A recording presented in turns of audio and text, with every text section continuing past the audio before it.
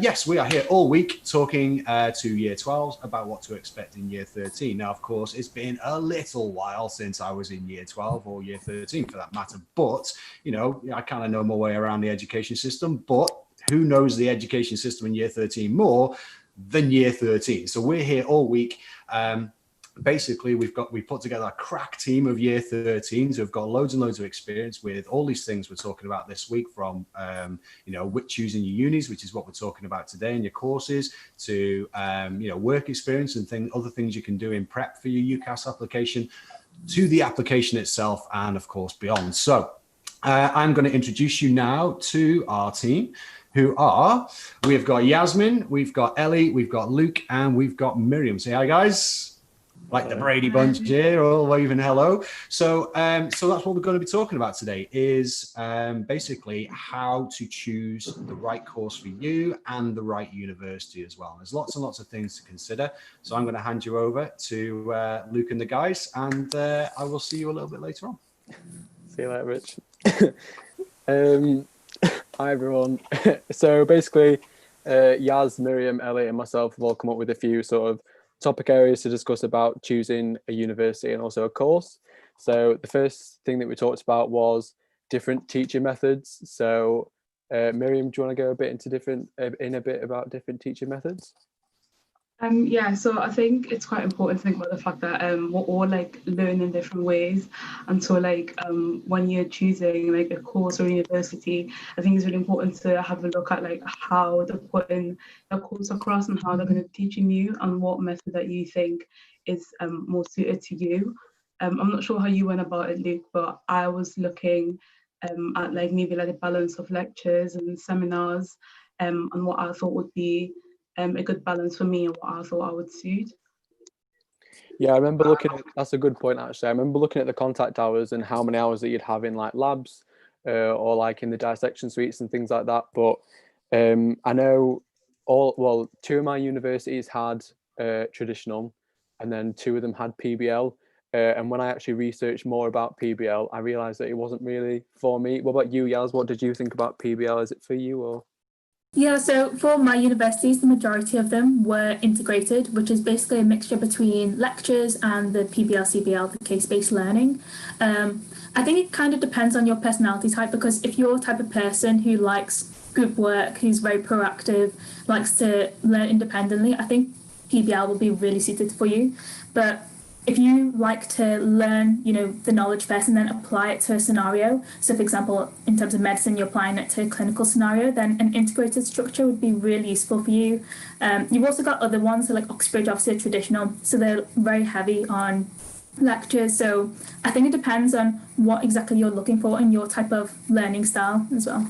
Yeah, defo. What about you, Ellie? Because I know obviously you're doing biomedical sciences, so some people, I assumed before I had a look, that I just thought it would all be lecture based and seminars, but I believe that you actually do have some. Do you get any dissection? There's one module in year 2 where we can go into it, but it's an optional module for the uni that I'm going to. But I mostly do the traditional learning for it, but I also did look into how they would be examined in it, whether it would be majority coursework or majority exam, as well as the teaching methods. Mm-hmm. Yeah. Another thing to pick about as well is university course. So Ellie, are you doing a master's or are you doing? No, I'm just doing a BSc. So have you got the option to go into a master's then after you do your biomed? Yeah, I'm planning on doing the master's by research. Right, because I know, so what Ellie's just said, you're doing the BSc. I know there's different, there's the BA Hons, there's MSc, which is a master's, there's MPharm. And then Miriam, what are you doing? Because I know that you're doing something different at KCL, aren't you? Yeah, so I didn't go through the completely traditional route of applying to medical school. I applied to one that had an extra year on top. Most of them do them as foundation years. The university that I'm going to has basically split the first year into 2. So I think it's important to kind of look at, again, stuff like that, because I didn't know that was something that I would benefit from, but I do. So yeah, maybe have a look at how they're structuring the years as well, and see if there's an option that's available to you that you might be more suited to. Yeah, I know for for dentistry, you can do something called intercalations. I don't know, you can probably be able to do it as well. It's like where you do, like, I think it's your third year, you take a whole year into research. Ellie, do you have anything like that, or is yours like do you get any sort of like industry work experience or anything like that, or is it just straight? We can have a year out for an abroad placement if you're doing a language as well, or you can have a year out for industry. Sounds pretty good. Yaz, are you okay talking about the resources? So resources to pick between the universities. So you mentioned about Unifrog. Can you just talk to people a bit more about Unifrog and what it does? Yeah, sure. So some schools provide a resource called Unifrog, and it's a quite useful resource. So it has different sections to it. So when it comes to choosing your course, it can be quite difficult sometimes because some people already have ideas, like they want to do medicine or dentistry, but then some are not very sure. So there are sources like Unifrog which really help you narrow down to which subject you want to choose. For example, it will ask you what type of subjects you enjoy a lot and maybe the subjects that you're strongest at. So, for example, if you enjoy chemistry, give you a list of courses that are suitable for you. So you could do chemistry as a degree, pharmaceuticals, and lots more. But if you're interested in maybe two subjects, so if you enjoy chemistry and let's say physics, you may want to look into do something like chemical engineering, and there's lots more options. And this is what Unifrog does. It shows you all the available options, it has videos that you can look at to really see if that course is right for you, because it can be quite difficult sometimes figuring out like what's best for you. Also, when it comes to courses, it's kind of linking to universities as well, but some university websites have this thing called UniBuddy, and it's where you can speak to students who are at that university, and that may be a good way to understand what course you want to do, because let's say you're interested in dentistry, you could have a conversation with someone who's doing dentistry at that university, and not only are you learning about the university, but you're also learning about the course too. You can ask questions about different things like how it's structured, etc., to see whether that course is suitable for you, and that can help when it comes to deciding what course is best. Yeah, I remember, just jumping off the back what you said, I remember I didn't do the UniBuddy way, but I just sort of, if you don't ask, you don't get. I had that sort of mentality. So from like my revision page, I was following a few dental students, and I'm just like, it can't hurt to ask, and 9 times out of 10 they're not going to say no anyway. So it doesn't really hurt to ask. Miriam, I know where you were talking about Medic Portal, because obviously different universities, this is to do with resources again, different universities talk about like the different weightings and things like that and stuff, don't they? Do you want to talk, was it to do with like the breakdowns of like your GCSEs, UCAT, interview scores? Do you want to talk a bit more about that? Yeah, so when you're applying this specifically for like medicine and I think dentistry as well, they're obviously going to take different parts of your application in different, they're going to put different emphasis on different sides. So for example, if you are quite strong in GCSEs or certain universities that you might be more suited to, and the Medic Portal has a comparison tool, which I think is linked down below in the description. Has a comparison tool that you can put, I think it's 4 universities at a time, and it will show you basically all the requirements and different weightings that they might put on certain things, or certain parts that they might emphasize, like they may be quite work experience heavy.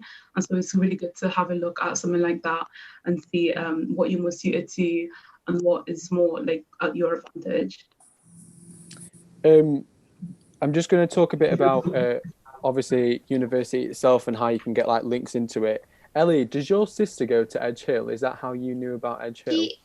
She went to Edge Hill to do her bachelor's, and she's now at Bolton doing her master's. So is that how you sort of like got a first insight within Edge Hill? It like when you used to go visit her and things like that? Yeah. What was it sort of like visiting somebody there that was doing a different like type of degree?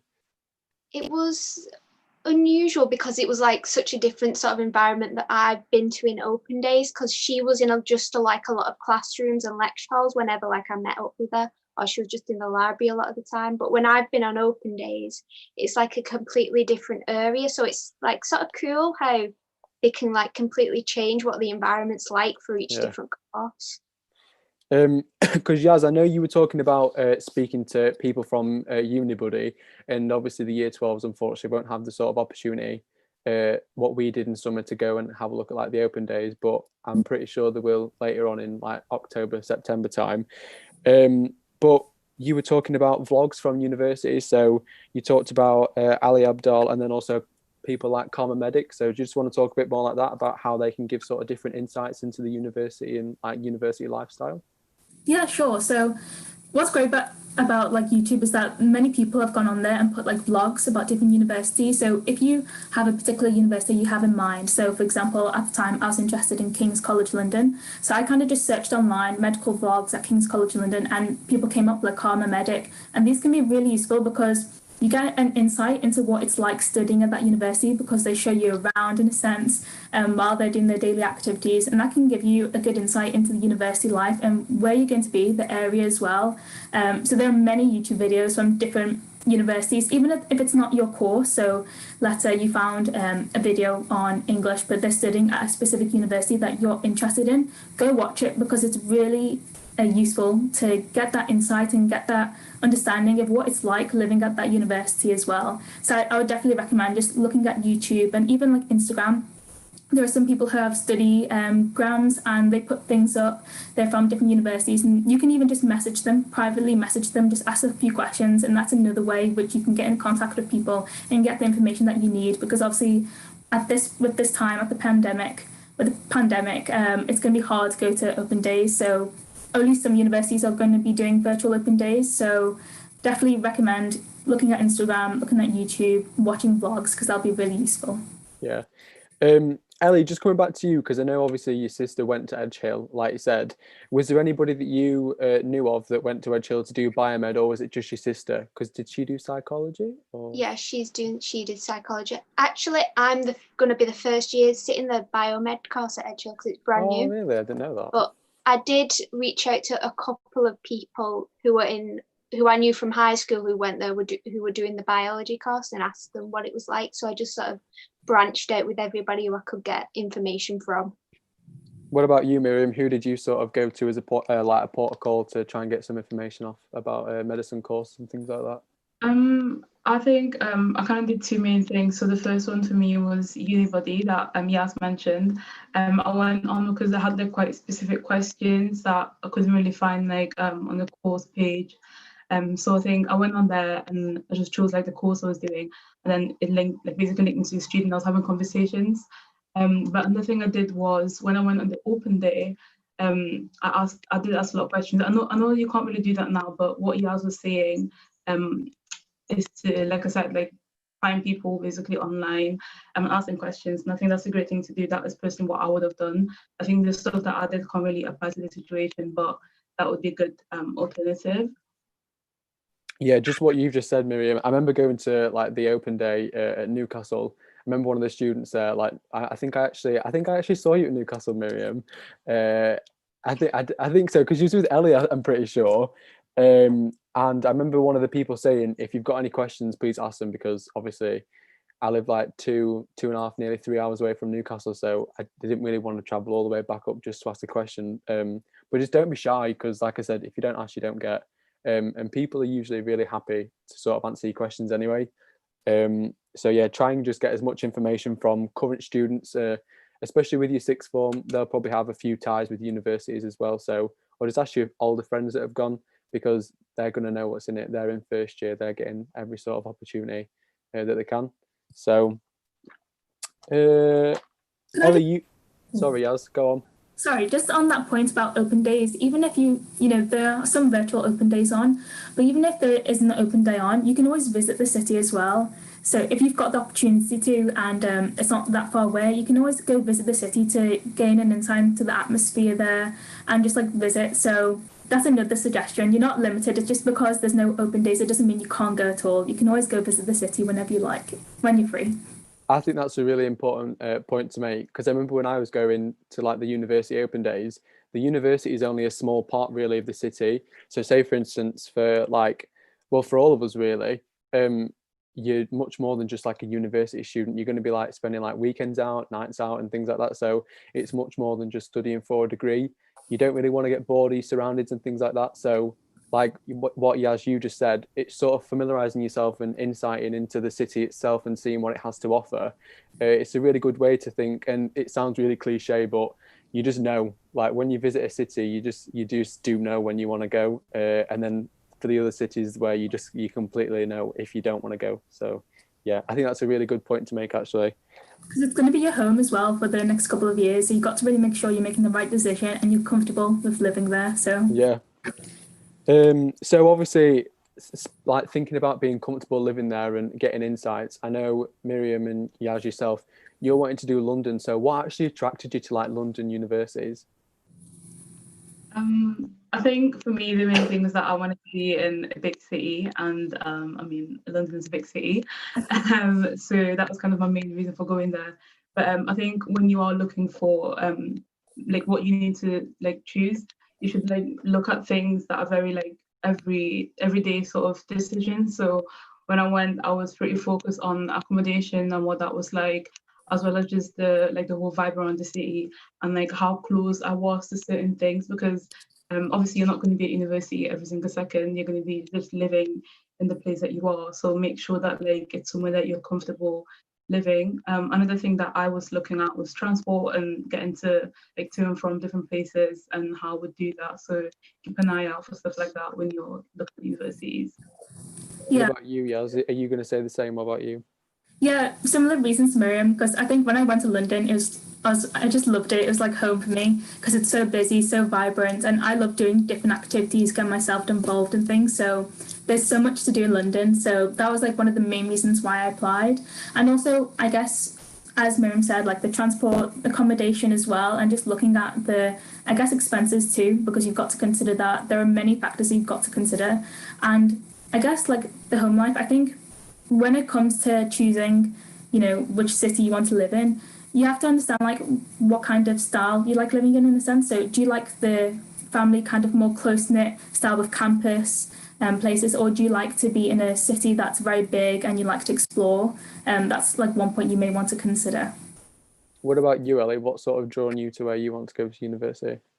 I knew that I didn't want to move away from home, and it's so I only did apply to local universities. I only branched out by like an hour transport either way, and I quite wanted to do a campus smaller uni because I felt there'd be more support, like individual support with both academic stuff and support at home if you're struggling with anything. And I thought if I picked like a smaller, less used unit but still would give me the degree that I wanted and the help that I wanted, that would be better for me.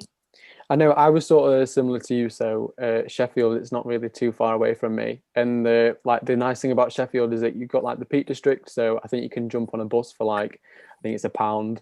And then you can go to the peaks. So you've got obviously like in the middle of absolutely nowhere, rural Sheffield, but then you've got like Broom Hill and West Street, which is like really, really lively. So that's what I didn't want to move too far away from home in case I needed anything or in case I needed something like my washing doing or something like that. But I wanted to also have that sort of contrast where it'd be quite busy, but then also go away and sort of just be in the middle of absolutely nowhere. So yeah. Ellie, I know Miriam, you touched on it, but Ellie, you talked about like the main sort of location and ease of transport. How easy is it for you to actually like transport? Can you get like direct trains from where you are, or have you got to stop over and change? I'm quite lucky actually. There's about a 20-minute walk from the train station from the university to the train station. It's only about half an hour on the motorway as well. All right, okay, that's not really too bad then. And then obviously Miriam and Yaz, how do you feel about conquering the tube? Because obviously like it's obviously really central. London's quite a big place, but is that what sort of like attracted you to do with like the ease of transport in London because it's quite central? And yeah, so can I go first? First one. Okay, so for me, one of the things was I had been to London quite a bit as well, and like friends and family and stuff, so I'm quite familiar as well, kind of how it works and stuff. So I was comfortable with that. But other universities when I was visiting, I had to look at basically what other people did because the way I got there wasn't maybe the best mode of transport. So I think maybe when you're looking at stuff like that, make sure you're asking people in general or just looking up like the most popular ways, I guess, of transport while you're going. I'll say the ease of transport in London is it's okay because you've got the tube, it's quite fast. But I'd also consider maybe at certain universities because in some universities have different campuses at different locations. So you need to consider, do you need to go to different campuses for your course?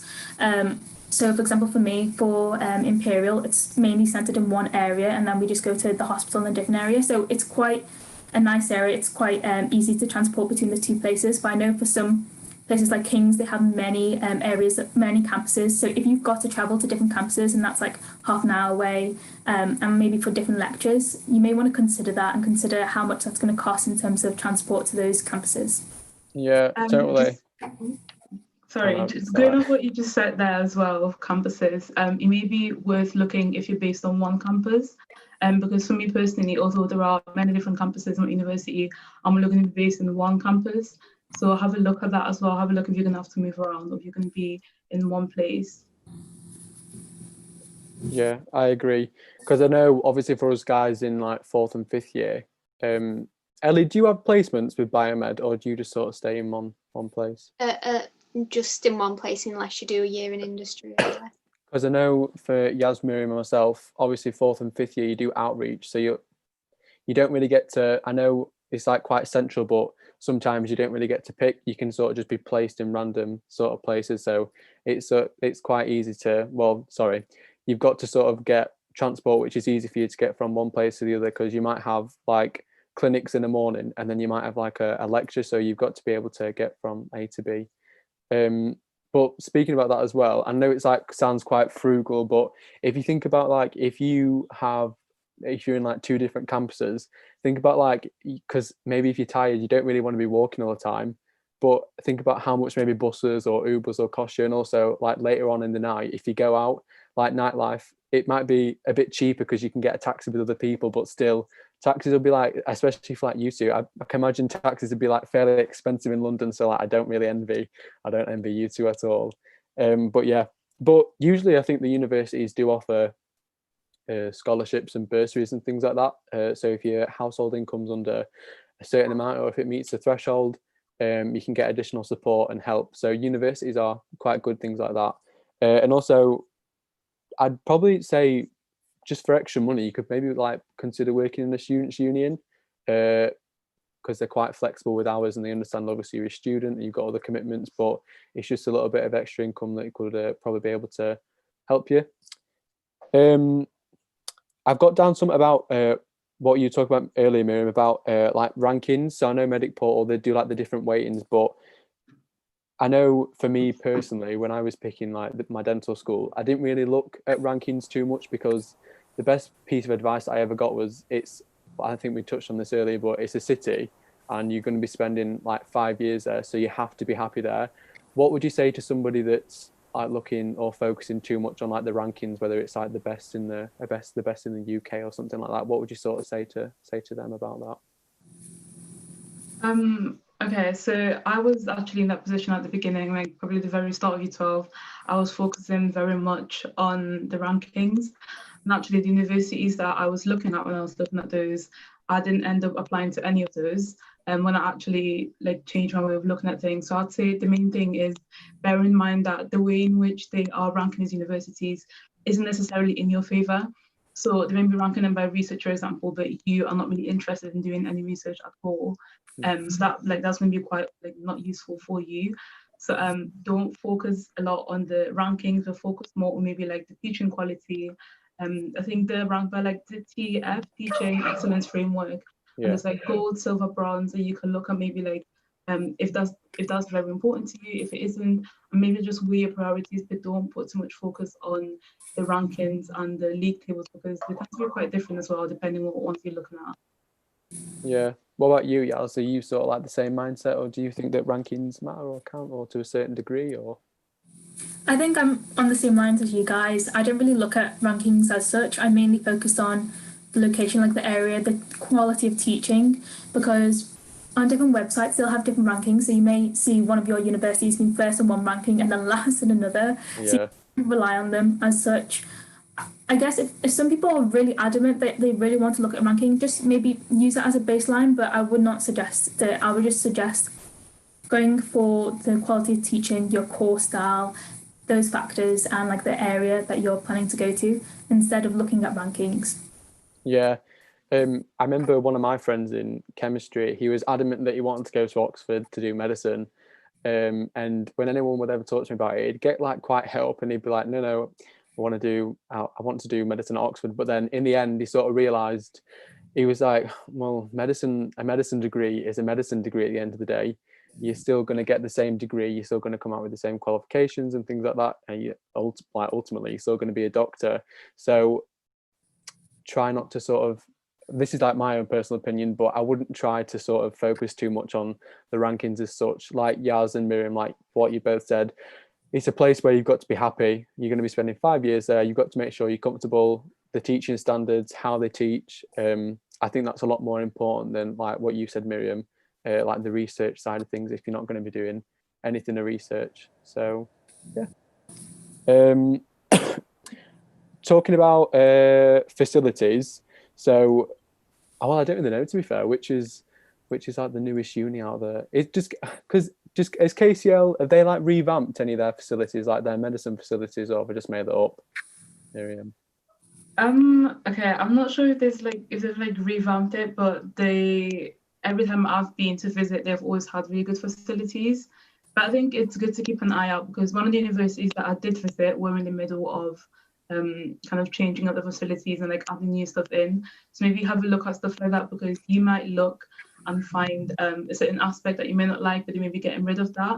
I think one thing, if you're applying to medicine and dentistry, have a look at stuff like pro-section versus dissection, because that was something that I was focused on. I really wanted a uni that did dissection, but not all universities do that. So have a look at stuff like that in the facilities. What about you, Yels? Did you sort of look at the same sort of things? Yeah, I considered, when it comes to the pro-section and dissection, I was more lenient on the pro-section. But thankfully, the university I chose, they kind of do both. They focus on pro-section in first year, and then they do a bit of dissection. So it kind of fulfills my needs, which is nice. But yeah, I would say consider things like that. When it comes to the, how new or modern the university is, it kind of depends. Obviously, some universities may not have revamped as such, so they may have low quality of facilities, but that doesn't mean that the quality of teaching is down as well. They could have amazing quality of teaching. So I think it's just finding that balance between, whether you want to prioritize the quality of teaching compared to, the facilities. Obviously, you've got to consider the facilities, but take it with a pinch of salt, I'd say. Yeah. What about you, Ellie? So I know you mentioned that obviously you're going to be the first year doing biomedical science at Edge Hill. So obviously it goes without saying that you'll have all new facilities. Is that something that sort of attracted you, or was it just because it was a new course and it was something fresh and new, or what was it that sort of like leaned you more towards Edge Hill than a university that had already been running their biomed course? It definitely did sort of like make me lean towards it, because I saw the progress of them building it, like all the new facilities and all the buildings, and it was just sort of like my baby was being raised in front of me. So I like had an early attachment to all the, like, seeing everything that they were putting in it and like following the Instagram and like the journey along the side of it. Yeah, I think that's a really interesting thing to say as well, because I remember so I think this is something that, I don't know, we can all probably agree on, but when you're in year 12, you might think of like a university and you're like, yeah, definitely want to go there, and no one's going to put you off it. But then when you actually go to visit on the open day, you're like, oh, I don't really want to go here. And that was me with Birmingham. So I knew that Birmingham had new like facilities. And I remember going on the open day and thinking, oh, it's got new facilities. So obviously, like, it's got all the bells and whistles. It must be like a really, really good like university. And I know, said it again, but it sounds really cliche. You just sort of click with the environment, the location. Like, and I think I said it before, but in Newcastle, because it's like quite a hearty city and the uni's in the middle of the city, I remember walking around Newcastle and being like, oh yeah, like I want to go here. But then don't just sort of jump on the first university that you see. You've got to try and evaluate and like level out all the different types of universities, and don't be afraid to visit it more than once. Like, how many times, out of interest, did you guys visit your university more than once? My first choice, I visited 3 times. Oh, did you? Of the other ones I've visited once. I think one of them I went twice. But again, what Luke just said, like, when you're there, you'll know. I remember hearing this as well when I was choosing, and I was like, what do you mean? Like, you can't possibly just know. But honestly, like, when you're in the environment or with the people and everything around you, like, you just know. Yeah, totally. I think we touched on it earlier, but this is just something to speak about again. Miriam, I know you said that you were really like focused on accommodation, and so was I. Because when I was looking, I remember being like, oh, £153, and then it was like PW, and I was like, what does that mean? And it was like that was per week, not per month. So I remember being like, oh no, I've got to like actually have a look and try and like manage and budget my money. But accommodation costs, it can obviously vary, and there's obviously university halls and private. So I personally opted for university halls just because I knew that was where the social would be. So I had a look at private, but then I remember some of my older friends again saying, I'm not really too sure if that's sort of like the wise sort of decision, because in university halls, you're going to be with freshers. Everyone's going to be like together, and you're going to be on you're going to be in the same boat. So it gives you comfort that you don't really know people, because other people won't know like other people.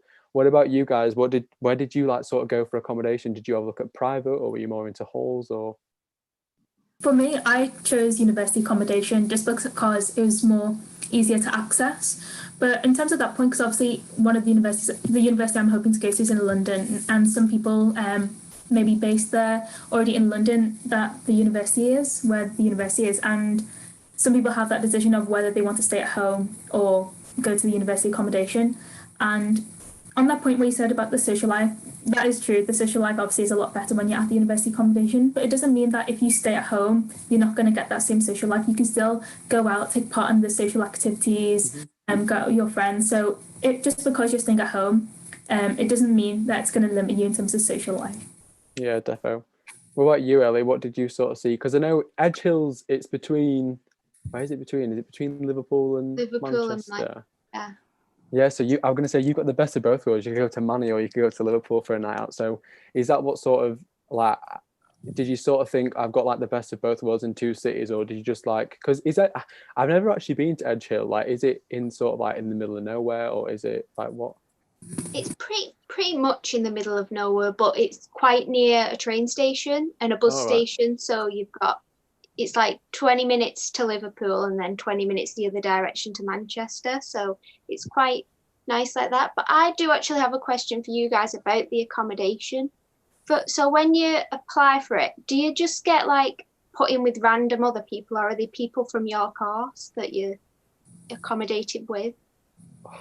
Or do you not know? Mine was random. Really? Sorry to jump in there, guys. I think I know the answers to that question. I do apologize. So it depends on the university. My experience of it is that a little while ago, obviously, but we had 18 of us in our block, and we were all paired.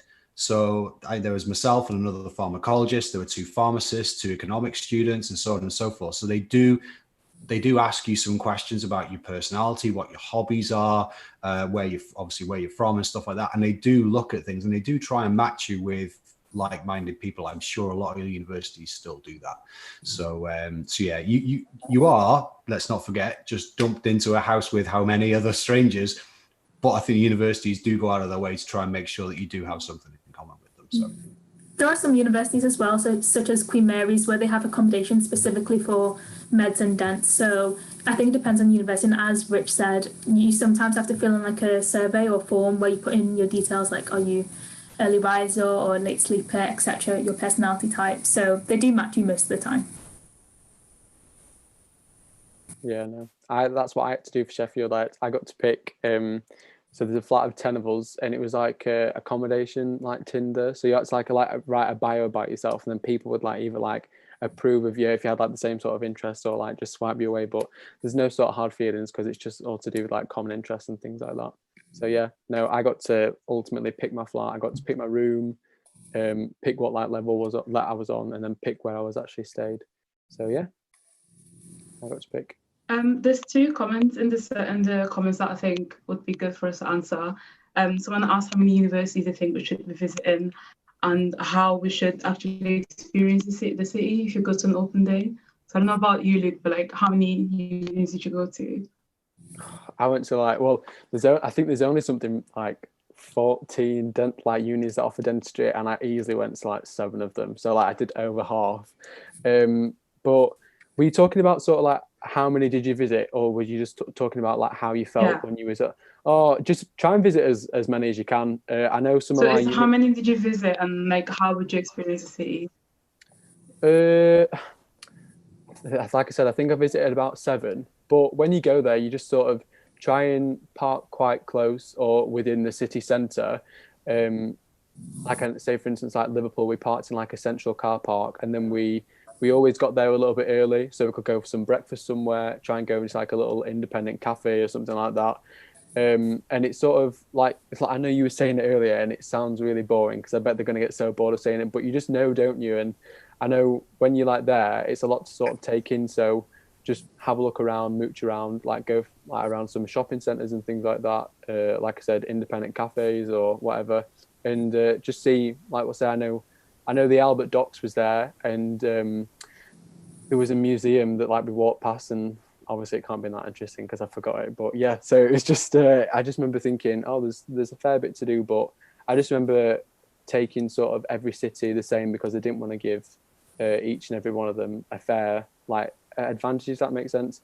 Apart from Newcastle, I did actually stay over the night at Newcastle, so yeah, it was good. What about you guys though? Like, how many did you actually visit? I think I visited maybe 7, something like that. But I think one good thing to do when you're at open days or if you're just visiting the city is like have like a notebook. So, you know, after the day, you can just write in your notebook your opinions of the city and your opinions of the university. And maybe like if you're really struggling to choose between certain universities, make a pros and cons list, because then further down the line, you can look back on that and be like, oh yeah, I remember that now. You'll like be able to recall what happened on those days, and then you'll be able to make your decision easier. That's like one tip that I would suggest when you're going to open days if you're just visiting a city. Miriam, does Rich have any more questions for us, or? I do. I have a couple. So yeah, I think there's been a couple of really interesting questions. One kind of slightly out of our field, but I think it's important because we did mention it before. Luke, I said I'd ask you about this one. For UCAT tests, so for UCATs, are they done if somebody wants to study dental hygiene or dental therapy? I don't think so. I don't think so, no. No, I didn't think so either. Because I know some people, I know some like dental students, if they're unsuccessful, they can get offered dental hygiene and therapy and dental nursing, but you don't actually, it says that you aren't required the UCAT. I think it is just one science or maybe 2, but I'm pretty sure it's 1, but no, you don't have to do the UCAT. Okay, that's good to know. So that's Millie's question answered. And another one for you, Luke, from Jacob. Which unis tend to focus more on the UCAT from your experience, from the research you did? Do you remember? I know KCL are really big on UCAT. Bristol are fairly big on UCAT. I think Bristol's like 40%. Sheffield was fairly big on UCAT. I was quite lucky because I was on a university program with them. I don't know, but I think Medic Portal, I think they actually break it down, don't they? Like what we were saying earlier, and they do tell you whether the weightings. So is that for dentistry as well, not just medicine? Yeah, dentistry. Oh, there you go. Fantastic. Yeah. Cool. So I'm going to put you guys on the spot now, and for each of you, I'm going to ask you for one tip. So what's your top tip for choosing the right course and university? So it can just be course or just be university or just general piece of advice. So Ellie, should we start with you? What would be your biggest piece of advice when choosing course or university? I'd probably say that work backwards. So if you have an idea of what you want to do in the future, or even if it's just the vaguest sort of thing that, oh, I like doing art and I might want to do that as a job, work backwards and look at the courses that can lead to you doing that job instead of picking a course and saying, I want to do this. And when you get to the end of it, you end up working in a job that you'll absolutely hate. Try and work backwards, even if you don't know what you want to end up in. Good bit of advice. What about you, Yaz?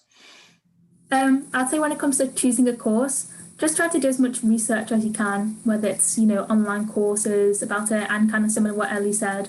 If there's a certain job that you want to do when you're older, kind of look at what is required in that job, and then what kind of activities you're going to be doing, and then maybe do a course on that. So if there's something, like, I don't know, if you want to be a pharmacist when you're older, see if there's a course on like pharmacy or just the basics of it. And then when it comes to choosing universities, try to just ask around as much as you can. There are students who are living at university who are experiencing it firsthand, and they'll be more than welcome to help you in any way they can. So yeah. Yeah, everyone's friendly, right? Everyone, you know, if you ask, then they're going to help. They've been there and done it. They remember, don't they? Miriam? I think my advice would be to ultimately go with your gut. So like obviously make like your pros and cons list for everywhere, but if you feel that you belong in a certain place, go with that place. There's probably a reason why you feel like that. So yeah, absolutely. And I think you've all kind of experienced that when you've been visiting universities and stuff. Luke? Just what we were saying earlier about the feeling, but also like I think it's really important to just be happy in a city that you actually enjoy. Because like I said, it's a lot more than just university. You're going to be meeting lifelong friends there. You'll be going out. So try to get a city that's quite lively, big, has a lot to offer, because you do want to be happy for the time that you're studying there as well. So yeah, just like, I know it sounds really cringy and a bit corny, but ultimately just be happy where you're at. Because I think if you're happy in a city, I think it'll sort of like reflect within like your course. So yeah, I think it really all just depend on where you are.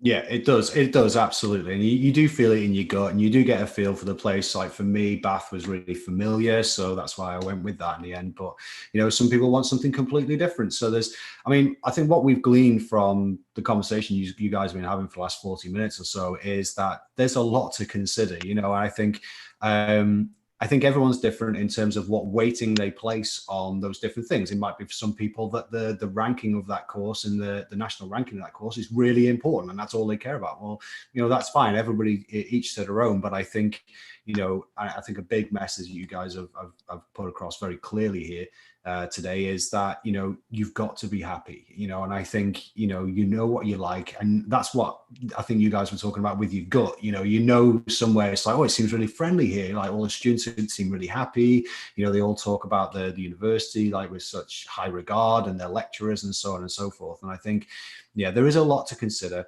but lists are always good, aren't they? I'm sure you guys, you know, got list upon list upon list of kind of like all these different things you like, or you're not so sure about these different unis. So it certainly pays to start now, I would say, if you haven't done so already.